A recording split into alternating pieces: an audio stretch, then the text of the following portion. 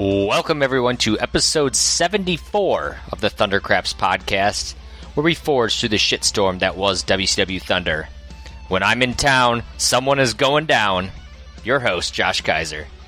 And joining me today, a man who I respect, even though he has a clip-on tie, Kyle Hoagland. The greatest sports broadcasting journalist of all time. What's going on, everybody? You know what bugged me about this episode? Right off the rip, I don't even think the date's correct. So this was... As far as what I said it was, or what they said it was? No. For what they said it is. So August 4th is what the WWE Network has, right? But if you actually Google what date is August 4th, 1999, it's actually Wednesday. But I believe this is a Thursday edition of Thunder. It's not a Wednesday, like a special Wednesday edition. So I think the date's wrong. And also, if you look it up online and look at everyone, like other people's results and stuff, they have fandom sites and stuff like that, they all say August 5th. Interesting. So I think this might be a snafu at the WWE Network department. Well, one way or another, one thing we can all agree on, it is Thunder 74. We are less than 10 days away, and actually, now that you say that, August 14th, 1999 is Road Wild, and I know at one point they say 9 days away, so August 5th would make sense there. So it is August 5th, 1999.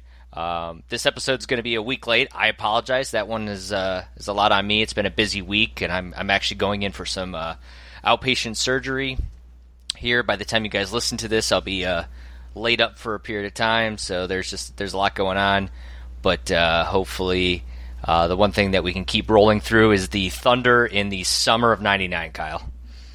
Absolutely, and there's no better place, nothing that I can think of that encapsulates just professional wrestling than in the Midwestern town of La Crosse, Wisconsin, home of beer and brats, and that's about it. That is about it, and then apparently fans that aren't sure if they're Packer fans or Viking fans, but what we do have here is a lot of action. Goldberg, Kyle, is making his return to Thunder, a man we have not seen in so long. He is here tonight, and I got to give La Crosse one thing: this crowd was hot. Yep, but I would say, we'll talk more about it, and it was one of the things that I had to add towards the end of my review. But these guys are pumped that Thunder's here, which is a welcome surprise. Yes, definitely. And WCW, treats these fans quite well. They're going to give them, they're going to really reward them for being such loyal, dedicated, loud fans with a Chris Adams and Prince Iakea match to open up the night. You know what? As soon as I saw this booking, all I thought to myself was, "There's no way someone wins this match." Well, I don't know how this match is going to end, but I'm sitting here like, this is like nobody gets anything out of a win in this particular matchup. I sat here and I'm like, so Chris Adams starts to come out. I was like, oh, okay, I wonder who he's jobbing to. And then Prince Iakea comes out, and I was like, he's jobbing to Prince Iakea on a live edition of Thunder? Something just doesn't seem right. This screams like pre-taped Thunder at best. The match actually goes on for a couple of minutes, but then the crowd goes nuts as out comes Sid. So then that makes sense. Sid's going to come in. He's going to clear house. Power bombs, choke slams. Nick Patrick even counts a 3 for Sid. So I guess Sid is your winner in this Chris Adams Prince Iakea match. That sounds about right. Also, did you hear, in the middle of it, it sounded like a boom, like the pyros went off or something? So yeah, Prince Iakea went for a crossbody, which Sid caught. And then Sid, I think, had a moment of, I don't know what to do with you at all while holding you. So then he kind of just he actually nicely sets him to the ground. And then when Iakea lands on the mat, a big explosion just hits. It was weird. It was weird. Know what it was? They took away Booker T's pyro, because I noticed that later Booker T has a match and he didn't have his pyro. So I blame Sid Vicious. Sid is going to get on the microphone for a minute here.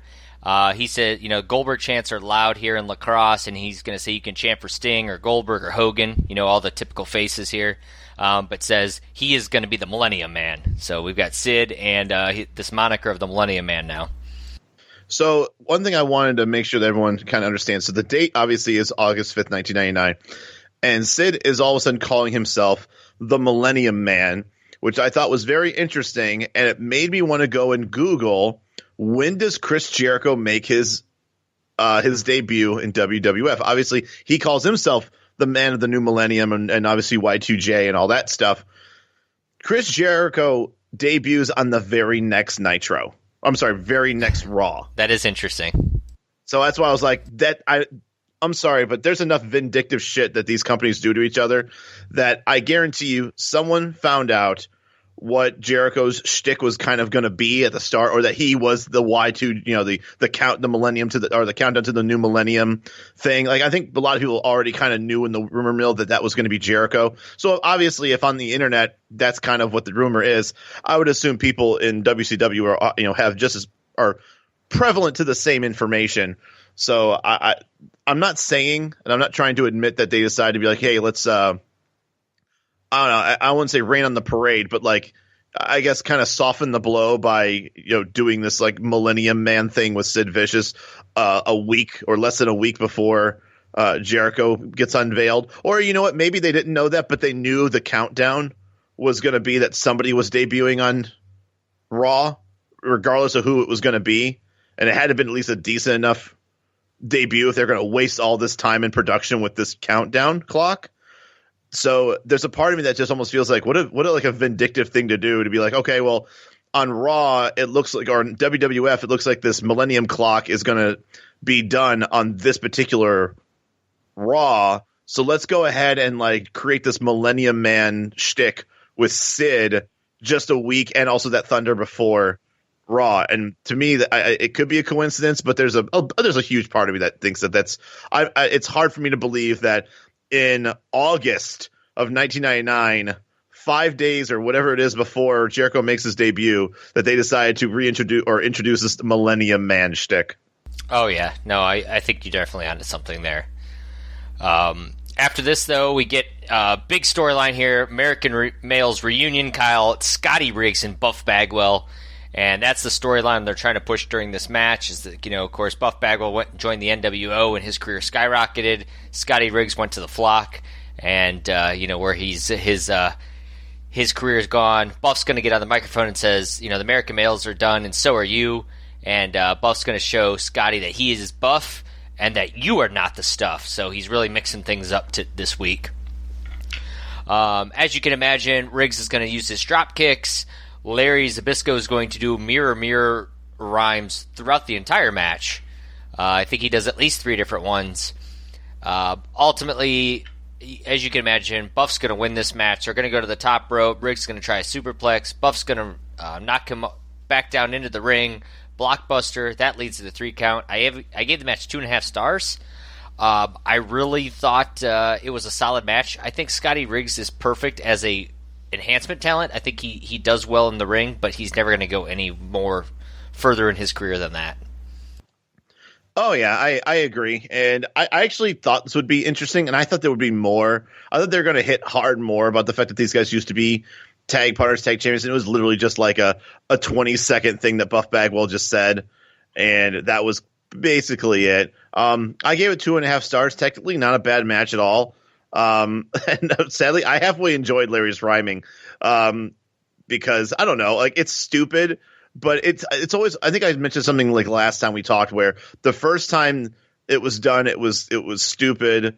The first time he did it was kind of cringy. The second time he did it was stupid, and then the third time he did it, I actually started laughing that the guy had more than 3 jokes regarding this, and I was like, okay, I gotta give Larry at least a little bit of credit because he actually put a lot of effort, or some writer put in a lot of effort to give him some cool mirror jokes. So I didn't like it until I understood that he actually really put forth the effort to creating a couple of jokes about it. So for that, I have to at least give him a kudo. After this, we get our promo for Booker T and Stevie Ray discussing the history of the Harlem Heat.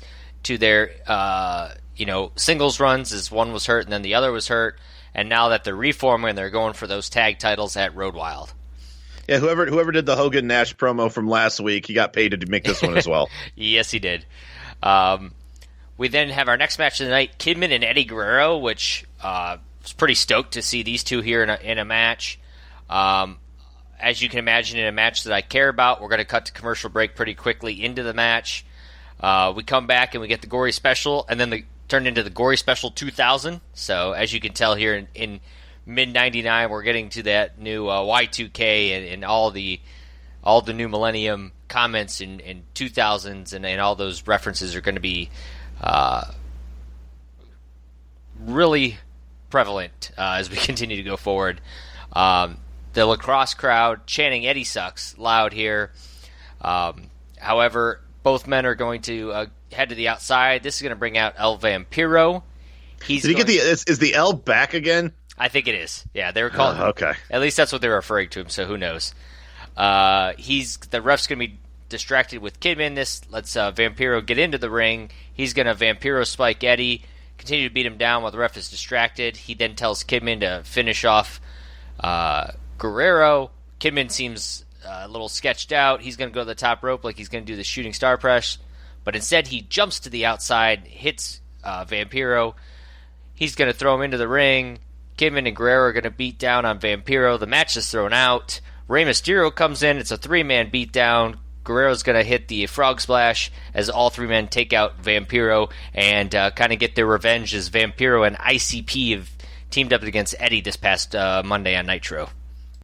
And just in case people were starting to forget that ICP was ever a thing, they are most certainly a thing, and they are certainly here in WCW. So get ready for hopefully, as much as it pains me to believe that these guys are actually wrestling, I hope to see them on Thunder so we can talk about it at least. Well, yeah, I was actually kind of hoping that they would come out during this, and I was sad to see that they did not. After this, we get the new No Limit Soldiers, BA and Swole here wrestling Lenny and Lodi, which I really dig in the Lenny and Lodi storyline or whatever's going on with them. Making themselves relevant in this. They're brothers, the Glitter Brothers, if you will. They're going to hug it out before the match. As for the match itself, Lenny and Lodi are kind of going to use the heel tag team tactics as BA and Swole are not able to get on the same page. There is a spot where Lenny Lane is knocked out and he falls right down headfirst into Lodi's dick. So I enjoyed that spot for what it was. Not as good as the 69 spot from last week, but I'll go with it. Yeah. Swole is going to eventually get the hot tag and the heart punch. He's your winner. I gave the match 2 stars. I thought it had some fun spots, and with all the lack of talent in this match, it could have been much worse. Yeah, and I don't know, maybe it was just because how much I smiled and actually thought this was a pretty entertaining and funny match. I gave this 2.5 stars only because the match was exactly what it was supposed to be. It wasn't supposed to be a talented workhorse match. It was meant to be for entertainment, comic relief value. And I think I rated it based on more leaning towards that end of the spectrum than, how good the wrestling was. So that's why you might be surprised I did a little bit higher of a rating. But I was actually, like I said, I was entertained by the match. And I think the only thing once again, this is supposed to be a comedy relief thing, and nothing is funnier than Swole pretending to be a legit wrestler. I swear to God, that guy does not know how to sell anything. Which, once again, it's not that he doesn't know how. We just don't know. We've never seen him in a position where he takes any bumps. So it's not even that he doesn't sell or can't sell. We just have never seen him in a position where he has to sell. He basically goes in, he clotheslines, he does the old scoop and a slam, and does the heart punch, and that's it. Like BA, that's the whole point of BA being on this tag team, is that BA gets beat up, and then Swole comes in and heart punches. They're doing their best to protect Swole, that's for sure. After the match, we get Hogan and Nash promo for Road Wild as we continue to push their world title match.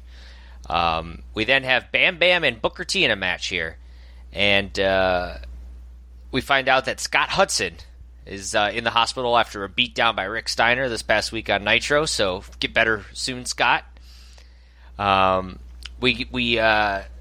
T is actually dominating this match pretty significantly. He's going to hit all of his big moves. This, of course, is going to bring DDP out for the interference. David Flair is going to show up. Stevie Ray is going to try to come in for the save.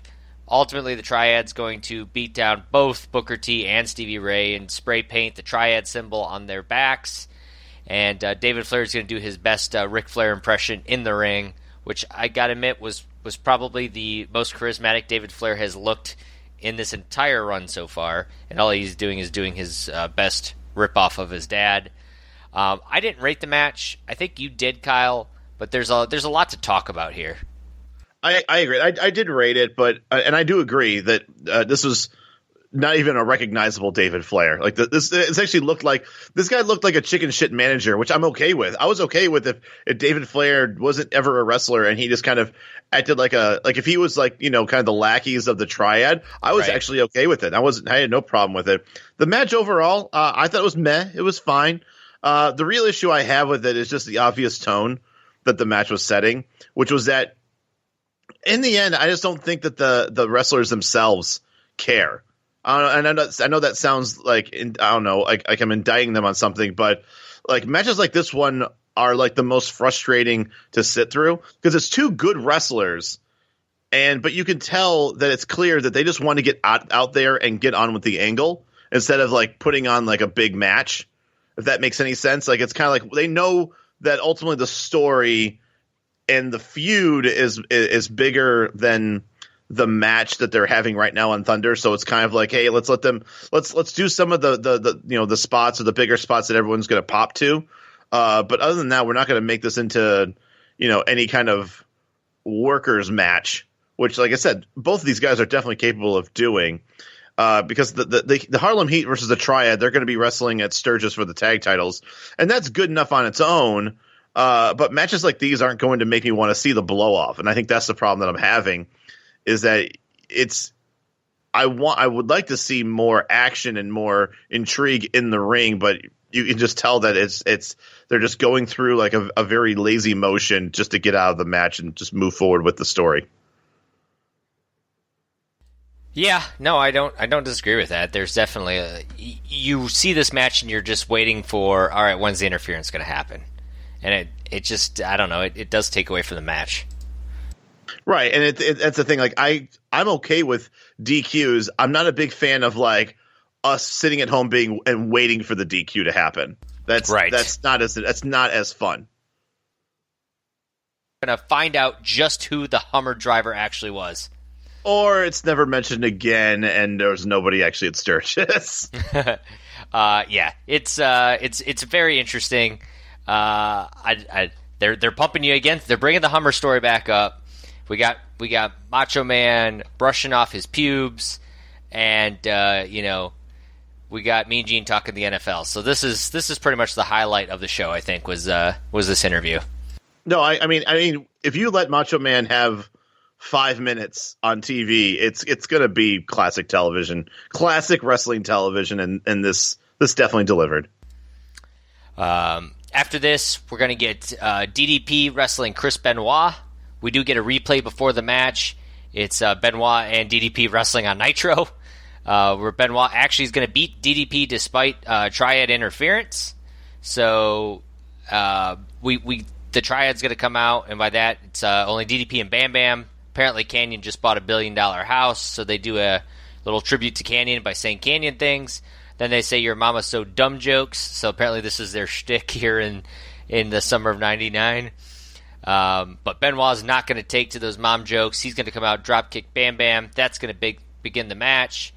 The match is actually probably not they don't give a ton of time to it, but it was solid until the interference starts to take place. David Flair is going to come in. He's going to get taken care of. Benoit actually body slams DDP onto the belt. He's going to go to the top rope for the flying headbutt, but Paige is going to grab the belt and move it in the way, so Benoit takes a flying headbutt into the belt. That's going to make DDP your winner.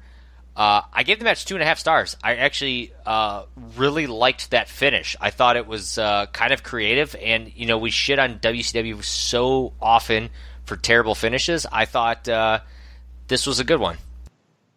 And I think that's why I gave it a little bit higher rating. I think this was a 2.5 star match But I actually enjoyed the way that we actually got a winner out of it instead of your classic DQ, which is what I thought was going to happen. So I gave it 2 3/4. I do have a little bit of a gripe with it, which is I think this is just me having an opportunity to talk about just titles in WCW in its current form, because I'm not sure where they're heading with this whole DDP and Benoit thing, because obviously the triad are going to take on Harlem Heat, so they are dealing with somebody else for the tag titles. Correct. But now this is the second or third week in a row that Benoit's been messing with David Flair and or DDP. So it's like there's almost like there's a tag version of the triad, and then there's Page himself who's got his own business to deal with Chris Benoit. Which just makes me more and more wish that somebody else, like either DDP or Benoit, get the title and get the U.S. title off of Flair. The longer Flair holds it, the weaker the other matches get, because just like the TV title, which I believe Rick Steiner has, the belt is basically being held hostage, and there's nothing for these guys to fight over. Once again, yeah, Benoit and Page, they can have really good matches, but it's hard for me to care about it when it just seems so juvenile with these like fucking your mama jokes and all that stuff. So I really hope this matures into something a little bit more, something I can sink my teeth into. I'm also curious. I know Steiner's taking on Goldberg. Why doesn't Steiner wouldn't Steiner have to put the TV title on the line? You would think so, yeah. I'm just curious, but I understand that. I'm sure the big thing here is I'm sure Goldberg doesn't even want the TV title. Because he would probably feel it's like a demotion, or he'd be then forced to have to defend the TV title, and then be stuck in that world, which I'm sure he thinks he's better than. But I think you understand what I mean by the fact that we have two singles titles that just feel like they're in this weird purgatory. Oh, they absolutely do. I mean, the U.S. titles is just such an afterthought. The TV title, at least occasionally, has some stories built around it, but not recently. But I think it's because they've honestly put the titles, they put the TV title and the US title on people who they're not building stories around that are of any interest. They're pushing Rick Steiner and Goldberg, but they don't want to. Why push those two? They don't want Goldberg to be the television champion, so why are you putting him in a storyline with the television champion? Do you think the reason too why is because there are too many? The only wrestlers that are either getting over or are have any type of compelling storyline probably also would rather be going for the world title. Like if you're talking about like right now in the summer of '99, you've got Hogan, Nash, Sting, Goldberg. We're probably also thinking along the lines of Sid and Macho Man, and I don't think any of those guys would be immediately like clawing away to get their hands on the U.S. title, which once again belongs to David Flair. So none of them would wrestle David Flair for the U.S. title. The TV title belongs to Rick Steiner, who is also a heel. So all of these big time wrestlers are either also heels or are in a state in their career when you're talking about Sting and Goldberg, where a U.S. title run or a TV title run, it's almost as if their own presence, their own state of existence transcends either of those titles. So it's either make them go for the world title, or it's just they're doing their own thing, where a title will always be this like secondary, or even worse, a completely irrelevant part of their run in '99. Oh, it totally is. I mean, like, we'll finish up '99, and if I asked you to name, the television champions all of '99 or the U.S. champions of all of '99, you're not going to remember anything. You'll remember David Flair because of the absurdity of it, but like, other than that, you're just going to, it's like, well, I think this guy might have had it, this guy might have had it, but there's not going to be a memorable storyline built around either of those titles. Right, and then in '98 and even probably part of '97, we could talk about that. Like we could talk about the, as far as like when Jericho was the cruiserweight champion and all the angles he was in, especially with like Dean Malenko and stuff like that. We could talk about Goldberg and how I feel like he really legitimized having the U.S. title. Oh, that win against Raven, and I thought the U.S. title had a great run in '98, just from passing around to everybody.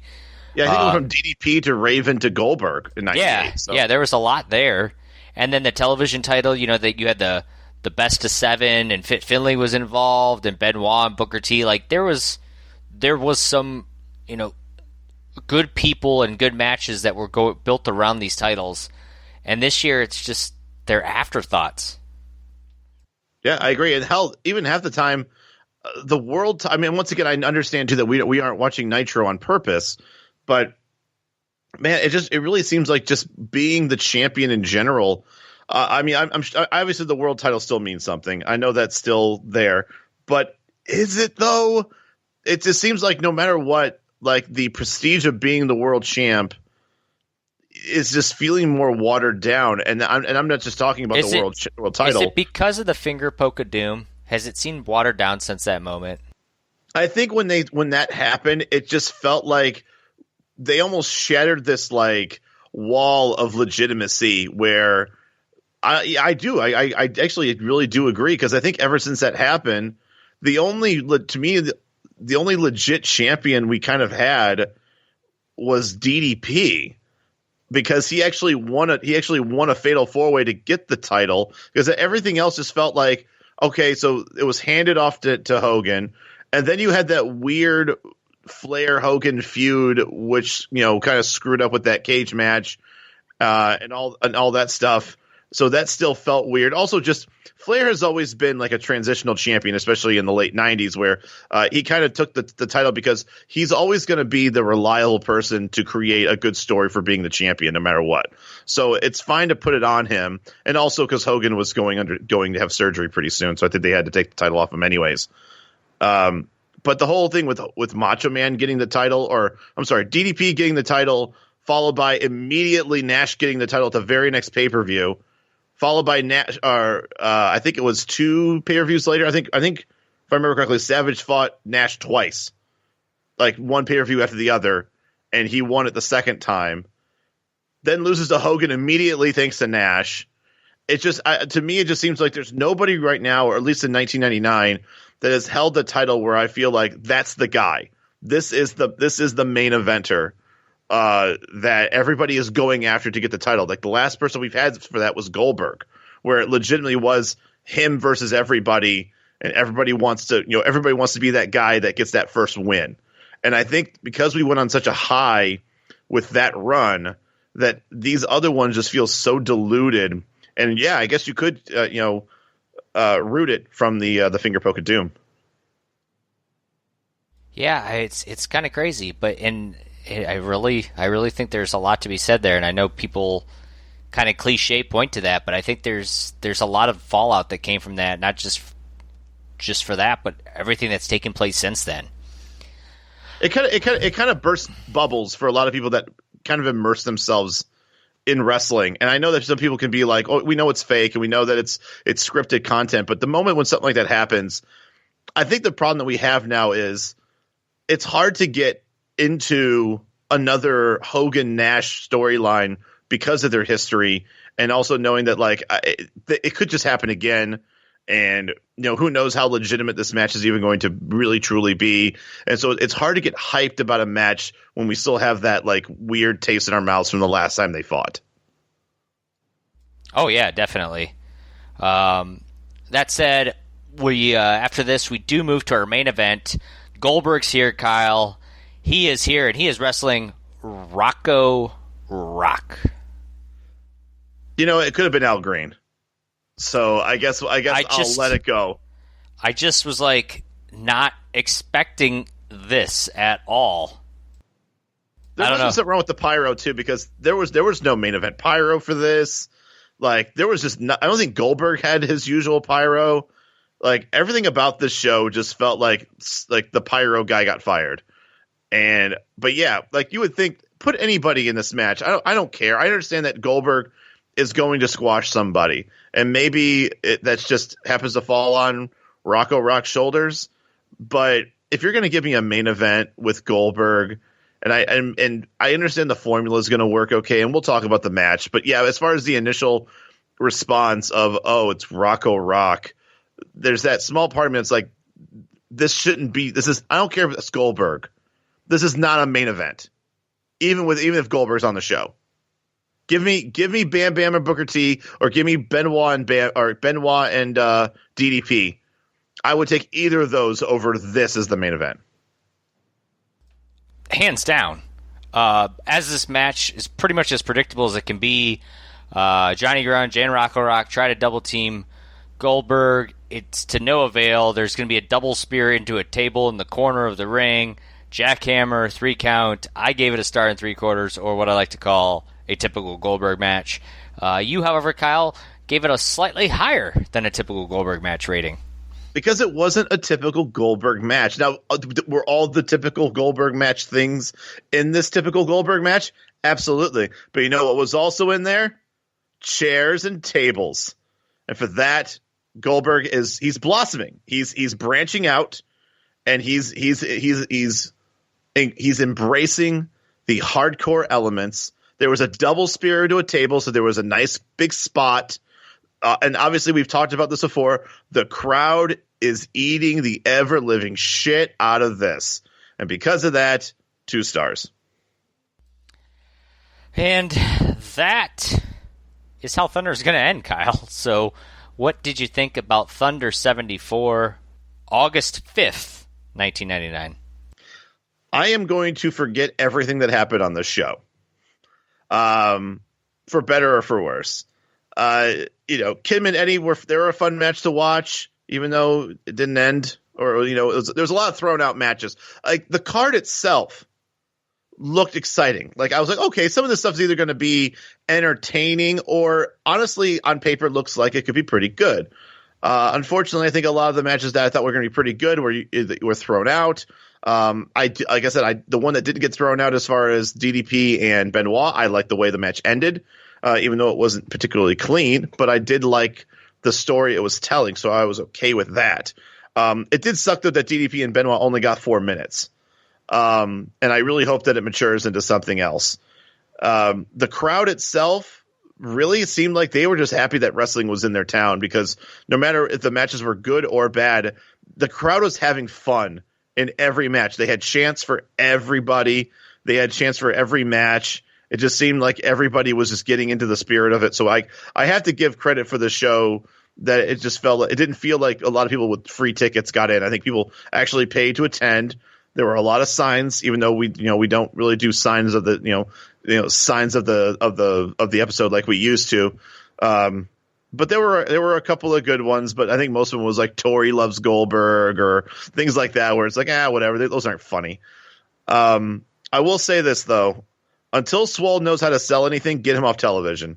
I'd rather have BA in singles competition than have Swole just come in and do the old scoop and a slam and the heart punch. My final thing I wanted to say was my heart goes out to any wrestlers who had to get squashed so that Sid could get on the mic and talk. As much as I don't give a shit about whether or not Chris Adams or Prince Iaukea at this point are winning matches against each other, I just feel bad that they felt that they were so unimportant that letting Sid talk on the mic was more important than that. So, and you know what? I was actually kind of looking forward to seeing a new look Prince Iaukea.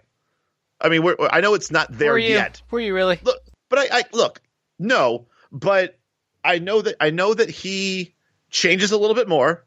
He's on his way. He's already gotten rid of that bullshit that was on the back of his head. And I think Larry mentioned it like 6 times during the match. That he's missing his little, I don't know what you call it, but some sort of whatever hair braided ponytail thing that he has in the back. So that's gone. So I think he's slowly but surely making that transition.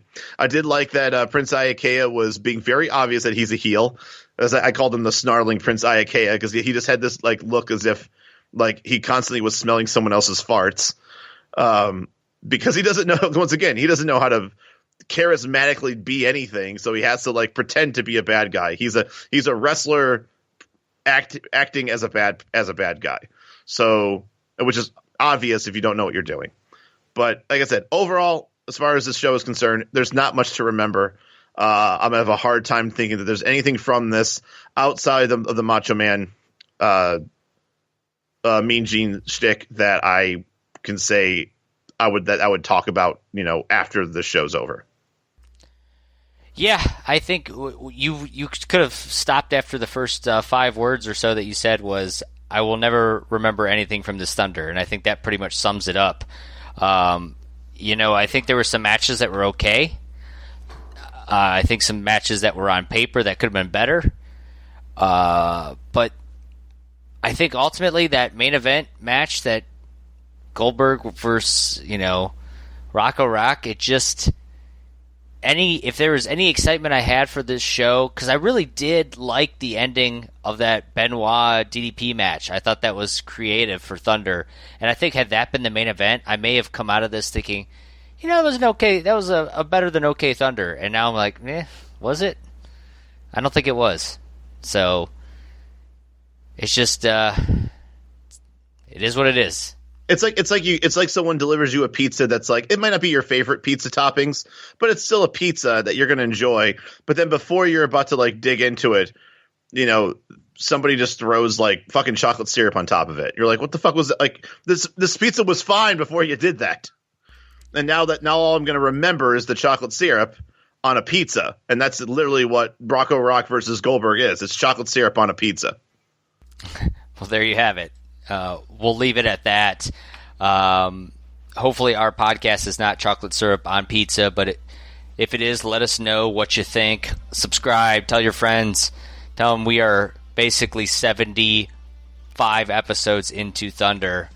And then go give us a follow on social media, Twitter, Facebook, you name it. And you can always go to thundercraps.com for all of our previous episodes. And then check out Thunder 75. We are 3/4 of a way to the 100th episode. It is August 11th, 1999. It's probably pre-taped in La Crosse. Oh, it is August 12th. Yes, thank you. And it is the go-home edition for Road Wild, so I'm sure things are going to get pretty wild here on Thunder. For Kyle Hogan, I'm Josh Kaiser, and we will see you next time on the Thundercrafts Podcast. We are millenniumingly out of time. See ya.